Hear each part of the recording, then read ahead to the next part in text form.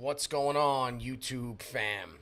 Hope you guys are well. It's been a minute since I did a live stream, and so figured why not shoot one for you guys. And so the topic today is going to be what I call Story Sparking 101. And so here's why this is important. I have a course called the 60-second story method, which tells and teaches people how to captivate and intrigue audiences so they can turn prospects into customers in 60 seconds or less, right? And the reason why I created that course is because it's my belief that in today's day and age, attention spans are shorter than ever, right? There's a reason why all the social media platforms are moving toward short form content like shorts, reels, TikTok style videos. It's because people have short attention spans. We're being inundated with content from everyone. And so storytelling is a super effective way to market your business. But in today's day and age, you need to be able to do it fast. You should be able to tell your story in 60 seconds or less. And so that's what I teach people in that program. But oftentimes I'll have people come to me and say, look, great, perfect. I could tell my story in 60 seconds. I'll use this on, Instagram, Reels, YouTube Shorts, etc. in my advertising. But like, what if I want to tell my story at a speaking convention or a TED Talk or in front of 1,000 people or 10,000 people, and I have a 25-minute window to give the presentation? How do I do that? And so for the purposes of that, what I decided to do was create this short little training called Story Sparking 101, which is how you can take a basic story that you have and then expand on it, right? Making that story pop, right? By bringing characters to life and also bringing sensory details to life, right? Just kind of magnifying the 60-second story. So what I will do is in the description or in the comments, what I'll do is I'll give you guys a link to the storytelling framework cheat sheet. You'll get that absolutely free, which will show you my simple 3-step process for creating a powerful story that transforms prospects into customers in 60 seconds or less. But for today, what we're going to do is we're going to jump into this Story Sparking 101. Now, what I'm going to share with you today is actually a cheat sheet that you also get for free if you decide to enroll in the 60-second storytelling masterclass. You'll get this absolutely free, but you're going to get the framework cheat sheet free either way, whether you enroll or not. So let's jump right in. And so, like I always start with this well-known quote, which is, you can't sell anything if you can't tell anything. And that comes from Beth Comstock, the vice chair of General Electric. So there are a couple of different things I want you to remember when it comes to telling a story. And the first one is that the centerpiece of every successful presentation is always a good story. So you may be speaking to an exclusive audience around a conference room table or a congregation of hundreds of people. But the bottom line is you want to follow a simple flow. Start with a story, intersperse stories throughout the presentation, and then close your story. Always keep the story authentic. You want to make sure there's a universal theme that's relatable to and not too personal or self-indulging. So like another thing that I teach people is that when it comes to being an effective communicator, there's only 3 things you really need to know how to do. Or there's only 3 things you really need to have in order to become an effective communicator. And they are clarity, confidence, and conviction, right? And so clarity really means getting crystal clear on like what the end result of your message is going to be, right? Like, do you want to elicit an emotion in people? Do you want them to feel a certain way after you've said whatever you're going to say? Do you want them to think a certain way? Do you want them to behave in a certain way? Do you want them to take an action? So you need to get crystal clear on that. The second thing you need to be crystal clear on is exactly what you're going to say, right? So you take anything that doesn't support or isn't relevant to that thing that you got crystal clear on, the result that you got crystal clear on, and you eliminate anything that's not relevant or anything that doesn't support it. And then the third thing you need to be clear on, which probably is the most important, is who you're speaking to, right? That may be the most important thing to get clear on, because if you deliver your message, and let's say you have confidence, you have conviction, you're able to articulate like a master, right? Your vocal pace is good, your tonality is good, you're passionate, but you're telling the story or you are communicating in a way that doesn't resonate with the person or the group of people that you're speaking to because you don't know who they are. And so what I mean by that is, like, for example, lots of times what I'll see people do is they don't get clear on who their audience is, and then they might start like giving analogies or examples about things that do not align with the belief system of their audience. And so just a very basic example, this is not a political thing, it's just an example, okay? If I'm giving a presentation to a group of middle-aged white guys that are far right-wing conservative Trump lovers, and I have this masterful story and masterful presentation built out, but then I start using a story about something that Hillary Clinton learned while she was in the Senate, boom, I lost them. Because now they're saying to themselves, this guy's talking about something that I don't believe in, that I don't agree with, that doesn't resonate with me, and so now I lose the person, okay? So part of that is, again, reason why I'm telling you this is because whether you're using storytelling or any other communication format, you have to know who you're talking to. You have to be crystal clear on who your audience is. And when you tell the story, you want to use a universal theme that's relatable and not too personal or self-indulging. And so it's not all about you, right? Again, being crystal clear on what it is that you want to, that who you're talking to and what you're going to say, right, solves that problem, right? Because it makes it not about you. Next thing you want to do, which may sound like common sense, is just practice over and over again. I have a repertoire of stories that I use for different situations, especially like if I'm coaching clients on something.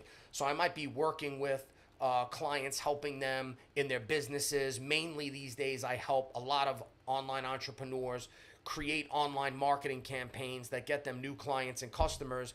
And a lot of times when I'm explaining marketing concepts to them, they might not understand them. I go to a story or I go to an analogy, mainly a story that I might tell them about another client who was in a similar situation. But as I got better, as I kept telling those stories over and over again, now it's like every time I go into a coaching session with someone, I have these repertoire of stories that I know I can use, right? So for example, if I'm showing somebody how to create a primary promise for their marketing campaign, and I know that 9 times out of 10, most clients struggle with this, as simple as it may sound, I know that going into the session, this is probably going to be something they're going to struggle with, so I have a story for that. If I want to show them how to craft a headline and I know that they're going to run into a certain problem with that, I have a story for that, right? If I'm showing them how to build a rock solid marketing argument, I have a story for that. The more you practice each of these stories that you have in your repertoire, the easier they come when you want to deliver them. And so just a few quick tips on delivering your story. Change the names and characteristics of the characters to preserve privacy. Be concise when introducing them. Don't be overbearing with the message. Like, let the story do the talking, right? It's pointless to use storytelling in your communication if you're then going to deviate from the story and then start talking about like something else, like you're trying to make a point in a different way. You can make a point after the story, right? But during the course of the story, don't deviate from the story, right? And if you find that you have to deviate in the story to be clear or to like better explain something, then you missed the first step. You didn't get crystal clear on what it is that you want to say and what you want the message to be. Because if you knew that, you wouldn't be stopping in the middle of the story to give detailed explanations about something else or something related. add some nostalgia. So the more drama and sensory details, which we're going to get into today, the greater the impact on the emotional quotient of the audience. Number three, which I skipped over, is be the star of the story. If you're going to be the star of the story, so if the story's about you, and you're the hero or you're the protagonist, be the underdog. Because in reality, and if you've ever read anything about storytelling or taken any storytelling courses, when it comes to using storytelling in sales and marketing, like the golden rule is that you need to be your prospect or your customer should be the hero of the story, right? Not you. But lots of times when you tell the story is about you and you are the centerpiece of the story. And so what that really means is just tell the story and deliver the story in a way that your ideal client or prospect can relate to, right? You want it to be like when they read a really good book or when they watch a really good movie, and like, just a few seconds into the movie or a few minutes into the movie, they already feel like they're the main character, right? They're experiencing the thoughts and emotions that person's going through, thinking like, what would I do in that situation? And then always keeping the audience on the edge of their seats by throwing in a twist or the unexpected. What I like to do with that is sometimes I'll just start off with something crazy. I might start the story off with, there I was laying in the back of an ambulance staring at the ceiling with the paramedics dumping nitroglycerin down my throat, trying to save me from a heart attack as I was on my way to the hospital.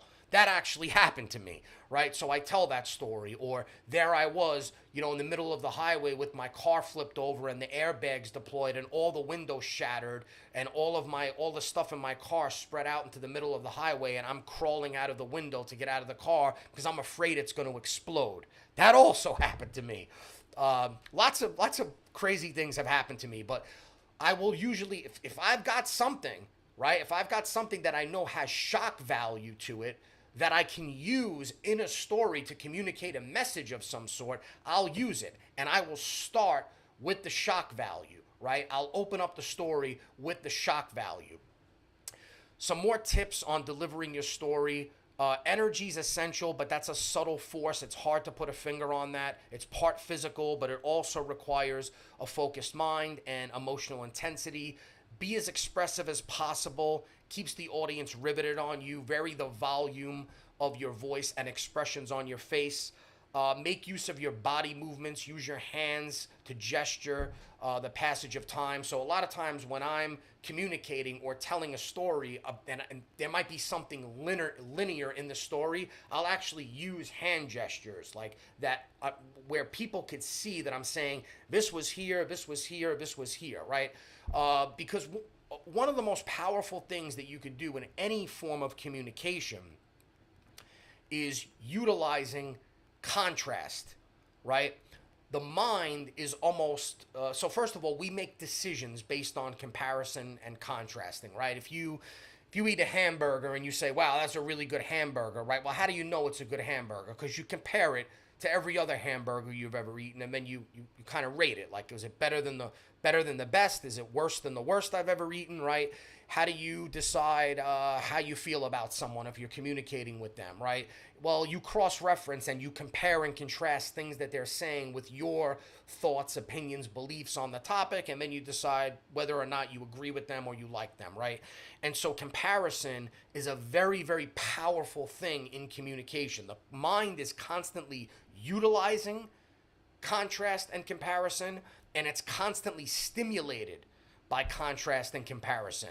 And so if you're the only person telling the story and you don't have all of the different things that Hollywood has in its arsenal to use contrast and comparison, you have to do it by varying certain things in the story. And that could be your body movements, it could be your tonality, it could be your vocal pace, it could be, again, constantly changing the way that you're communicating both verbally and non-verbally is how you utilize contrast. Storytelling and presenting are very similar. They both require an appealing and powerful content and inspired delivery, a great story, and an amazing orator. Okay, so let's get down to like the meat and potatoes of this, right? So, first thing, like I said before, is you need to practice. So, with that, you need to memorize your story. And so, here are some very basic steps. Because, by the way, the worst thing in the world is a story that is all over the place or that constantly stops and starts. And so, one way that you could figure out whether or not you are a bad storyteller is if when you tell a story, if somebody has to keep stopping you to say, wait a minute, what happened? Can you repeat that? Wait a minute, I'm confused. Didn't you say that this happened before that happened? Or didn't you say this person was like somewhere else? How are they here now, right? And so what winds up happening is you wind up telling a story, a discombobulated story, right? And when that happens, you lose people because instead of them being wrapped up and entranced by the story, they're trying to figure out what you're saying. So if you've ever had to stop in the middle of a story to repeat something or to further elaborate on something, I hate to break it to you, but you're not a good storyteller. But that's okay. How you get good at it is by memorizing it and delivering it over and over and over again, right? So that when you tell it, it's like a movie, right? We've all had movies that, you know, what happens when we start watching a movie and then generally speaking, if we get bored or they lose us, it's because either A, nothing exciting is happening, or there's too many things going on to keep up with and we become confused, right? And so, like, take Game of Thrones, right? Awesome show. Now, this might not be the best example, but because it was a good show and it certainly kept me hooked. I watched all, whatever, 7 or 8 seasons of it. But what I will say is that one thing that Game of Thrones did, so one thing they did that was really cool was they kept the contrast and the shock value of the show going, right? Because they kill off. There's multiple protagonists and multiple heroes, and they kill them all off, right? And so, spoiler alert, right? If you've never watched the show, I'm spoiling it for you. But so the minute Ned Stark died, he was like the main character, one of the main characters of the first season. When he died, I thought the show was over. I'm like, that's it. He's gone. He's the main guy. But they developed so many protagonists within the show that there's another one that will begin to carry the show, and then another one, and another one. The trade-off with that, though, in my opinion, was that there were too many storylines to follow. And so I actually wound up watching Game of Thrones like 3 times. I watched it once by myself, I watched it again with my wife, and then we both watched it again together. And I would say it took me 3 times to really understand what was happening in that show. Because there were things that happened the first time that I just totally missed, or I was confused as to why this person killed that person or who this person was related to. There were just too many storylines going on. And so oftentimes, now granted, that show was strong enough to carry regardless of that. But my point is that if you're telling a story and you're going in too many different directions in that story, you're going to lose people. And so the way that you overcome that is by memorizing it and delivering it and knowing exactly how you nail the story. You tell the story the same way, more or less, every single time. So write down a draft of it and have it the way you would have told it on stage, not as though it was designed to be published. Make sure it's the way you would tell it. Make sure it's the way you would speak it. After a day or two, ask some friends to listen and offer their input. Read it to them. Don't make them read it. Only you will know the little quirks in delivery. Keep it to a couple of friends only. And after you get the feedback and have taken your notes, make whatever revisions you feel would be warranted based on the response you received. And then review it once again. Review the story form end to end. Identify the universal theme. And then write this at the top. But again, keep it to yourself. Break the entire story into memorable chunks or paragraphs. Each chunk should be identified as part of the story when something happens. Next, underline all the key product words in each of the chunks that have been created. These would be the most essential moments to be touched upon in each chunk. For each chunk, review and pen down notes in the margins of things to remember while narrating that chunk of the story. Then further narrow these notes down into quick words or phrases which enable you to remember the story in the required order. We call that a beat sheet. Familiarize yourself with the beat sheet and then hit the stage. So, first thing a good story needs to do, or a story that's sparking, right, is get attention. So you've got to get your audience's attention within the first 15 to 30 seconds. That's if you're telling the story live, right? Like if you're telling the story face to face or to a group of people, you've got about 15 to 30 seconds. If you're using it in your sales and marketing in an online marketing campaign, it's more like 7 to 10 seconds, right? Because again, attention spans are short. So people are being inundated with marketing messages, and their attention is constantly being stolen away from you. And so they've got lots of distractions, lots of things fighting and winning their attention. Every single app under the sun is trying to get their attention. And so if you don't get it within the first 7 to 10 seconds, they're most likely going to pass up on you and go somewhere else. They're going to give their attention somewhere else. So again, begin directly with the story, skip the intro, captivate attention and generate interest using powerful stories, and take people on a mental journey. A well-crafted story takes your listeners on a mental journey into the world of the story, and it presents an opportunity to impart a lesson or a message without preaching. So, again, talking about clarity. I talked about that initially, right? The 3 things that you need to become an expert communicator: clarity, confidence, and conviction. So, part of clarity is a litmus test that I will run for myself internally whenever I'm writing a speech or telling a story, is I'll look at the message and I'll say, if I made that statement to a room full of 30 people, would every person understand exactly what I said, and would they visualize it the same way, right? And so what I want you to understand is that people have different perceptual filters that they run their reality through.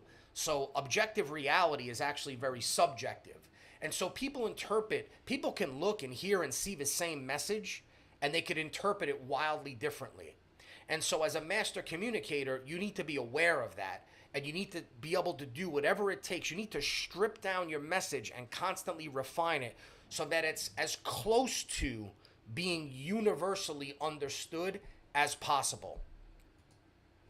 Story conflict. Look, at the end of the day, this is the secret sauce. This is the magic. This is like what makes or breaks a story, is conflict. That's what makes it interesting, right?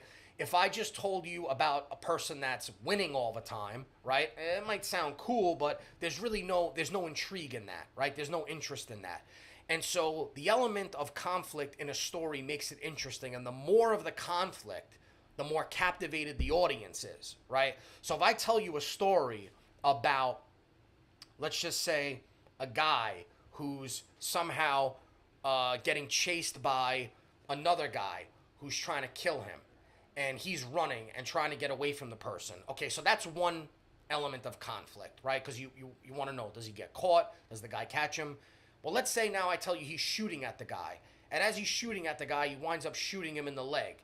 And then as he shoots him in the leg, the guy falls down a well and somehow survives, but now he's stuck in the bottom of the well. So he's got the guy chasing him, he's got a bullet wound, and he fell down into a well and needs to get out of it, right? So now there's 3 elements of conflict there. Is the guy going to catch him? Does he survive the bullet wound? And how does he get out of the well, right? So the more conflict you add to the story, just the byproduct of that is that it's going to become more and more interesting and intriguing, right? So the stronger the conflict, the more captivating it is. Now, don't hesitate to throw in as much conflict as is appropriate. It will also resonate the key characters to triumph over the conflict. Get emotions involved. When judging the elements of a story, ask yourself whether the conflict in the story is strong enough to get your audience engaged. Is the content sufficient enough to engage their emotions? Remember, I talk about this in the program. Good stories actually have a psychological effect on us and a physiological effect on us in that they release the neurochemicals oxytocin and cortisol. Oxytocin is known as the caring hormone, right? So when that gets released in our body, we feel a sense of reciprocity and connection to whatever is causing it in us. And then cortisol is a stress hormone. Now, too much cortisol is no good, but used in the right context, it's very effective at getting people's attention because it makes them pop up and become alert. Conflict also elevates curiosity. If there's no conflict, then you can't get your audience curious about the outcome. When you have a strong conflict, the audience will continually be on edge and guessing to see what comes next. So the last part of this that I'm gonna give you is bringing characters alive, right? So this is really how you can get a story to go from you telling it in a 60-second time frame for the sake of getting clients and customers in your marketing to maybe the end result isn't that. Maybe the end result is that you want to tell an impactful story. Maybe it's that you want to instill a belief in people or have people think in a certain way or change their perspective. And so in this context, this is how you bring a story to life. So first of all is provide details about the characters so you give the audience a visual of each character. These details allow them to draw their own conclusion about the nature of characters. I'm Italian. I grew up in New York. And so this is something that we kind of do, like, it's just something we do organically by nature. Like most Italians from New York, when they tell a story, first of all, they use a lot of body language, but they also get ultra specific about people in the story. Like you'll very rarely hear an Italian say, so I was in the elevator and this guy walked into the elevator and started a fight with me. It will usually be, this guy walked into the elevator, he was 6'2", probably 240 pounds. I think he was like a Spanish guy because his skin was kind of dark. He was covered in tattoos. He had earrings. He had these, big boots on, right? We get like super descriptive in our storytelling, and you need to do the same thing. Like if you're talking about a character, again, like I said before, ask yourself this question. If I made that statement to a room full of 30 people, would all 30 people visualize and construct the same image in their mind? If not, it means you're not being specific enough. You also want to use lots of sensory information. Provide lots of details about sight, smell, sound, taste, and touch so that audiences can relate to the characters and the story through their senses. And then show versus tell, right? Showing versus telling is two completely different things. Telling is Mrs. Flowers didn't encourage closeness. Showing, her skin was a rich black that would have peeled like a plum if snagged, but then no one would have thought getting close enough to Mrs. Flowers to ruffle her dress, let alone snag her skin. She didn't encourage familiarity, right? Two completely different descriptions. The sensory details are super important because going back to what I said before about how humans make sense of the world is we do it through sensory details, right? That's the primary way that we do it, right? We see, we smell, we taste, we touch, we feel, right? How do we know if how do we decide if we see somebody steal something from someone else, we can pretty much assume that person is a thief. If that person tells us they stole something from someone else, we can pretty much assume they're a thief, right? If we touch a hot stove, we know we're going to get burned, right? So how we decide and how we make sense of the world is mainly through sensory details. So you need to include as many of them as possible in the stories you use for your presentations and speeches. So visual and auditory. What would your audience see? What would they hear? What would they smell if it's applicable? What can they taste? What do they feel either emotionally or physically? And again, be concise and clear. You need to use details to keep the story interesting. But be conscious about keeping your descriptions concise and clear. Rambling and ambiguity are the key to losing people's attention spans, right? Specificity is important. By saying she was barely 5'1" is more than specific than saying she was short in stature. So avoid ambiguity.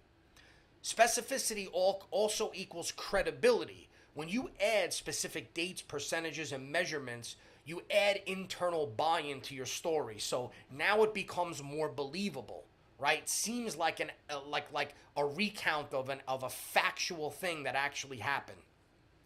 Always be consistent. Make sure the details you provide are consistent throughout your story so that characters, scenes, and dates connect well. Like I said, if you don't do that well, you're going to have people stopping you and asking you, wait a minute, you lost me there. Didn't you say this happened at this time? Or didn't you say this person was here or there and now they're gone, etc.? And then lastly, be accurate and truthful. Make sure the details you provide are as factually correct and truthful as possible. Fabrications and inaccurate details kill credibility. So I'll give you a quick story to demonstrate some of the things that we just went over. Leanne is a senior sales manager with a reputed company. Lately, she was struggling to meet the job expectations on account of limited budgetary skills, control, and low technical savvy. Sales were stagnant and down based on the 12-month average. Customer review scores were at a 3 on a scale of 5. The CRM process was not up to its true potential in a 10 to 12% across the board. Frustration crept in with a feeling of not being appreciated, and she slowly started to hate her job. Then she attended a training program and started using a new tool, SalesMate, a sales CRM. Now she can review sales and manage the CRM processes in half the time. She could automate tasks, manage her calendar, and analyze customer data to view the past and present status of potential pipeline deals. She's now able to achieve all she wanted to and saw all her previous numbers increase by 20%. She doesn't hate her job anymore and likes her performance in the work environment. Now look, the reason why I chose this is because, yeah, it's not the most exciting story. Nobody's life is on the line. It's not a matter of life and death, right? The conflict in the story isn't that dramatic. But there was a reason why I did that. The reason why I did that is because I want to show you that even in something as boring and mundane as like what we're talking about here, you can still make it sound a lot more interesting than if you just gave a basic description, right? So what are the elements that are in there? First, we have the present, which is her struggling with her job, limited skills, and job dissatisfaction. The change is SalesMate, the CRM tool, and then the future is that she can perform her job to her satisfaction and enjoy doing it. So this is actually my 3-step framework. The present, the change, the future. Again, I'm giving you guys access to that free cheat sheet. I'll put it in the description or in the comments. You can download it for free. The plot is a once successful executive struggling to keep up with modernization and her response to a changing work environment. Her inner and outer dialogue, like what is she saying to herself? Unhappiness, frustration, and what can I do? Leanne, she's the key named character. The conflict is frustration, feeling unappreciated. Her aha moment is getting trained and starting to use SalesMate. And then the specific details are Leanne's feeling of underperformance measured with actual company performance metrics. And so what's the message? Understand your skill shortcomings and react by upskilling yourself, right? So know what you're not good at and then solve those problems using SalesMate in this example. So I see some comments here. Ostar, man, what's going on? You've been around a long time. I know you're a loyal follower on YouTube. I need to get back to being consistent on YouTube, and that's what I'm doing with a lot of these YouTube lives. DeAnthony says your image is blocking the bottom corner of the slide. Yeah, I know. Look, it's not perfect, but at the end of the day, it's what we're working with here, right? There's only so much I can do in terms of technology, and I think it's better than nothing. And then also, I'm pretty sure I communicated everything in the slides, regardless of the image being there. So anyway, look, hope you guys are well. If you enjoyed this live stream, give me a thumbs up, leave me a comment, let me know. If you're not subscribed to the channel, please subscribe to the channel and hit that bell notification so you get updated when I do more videos like this. And like I said, I will put a link to the storytelling cheat sheet in the comments or in the description. You can go grab my storytelling framework PDF absolutely free so you can understand how to use it in your sales and marketing, or just use it in your speeches to enhance your messaging. That's it from me today, guys. I will see you next time. Enjoy the rest of your day or evening, wherever you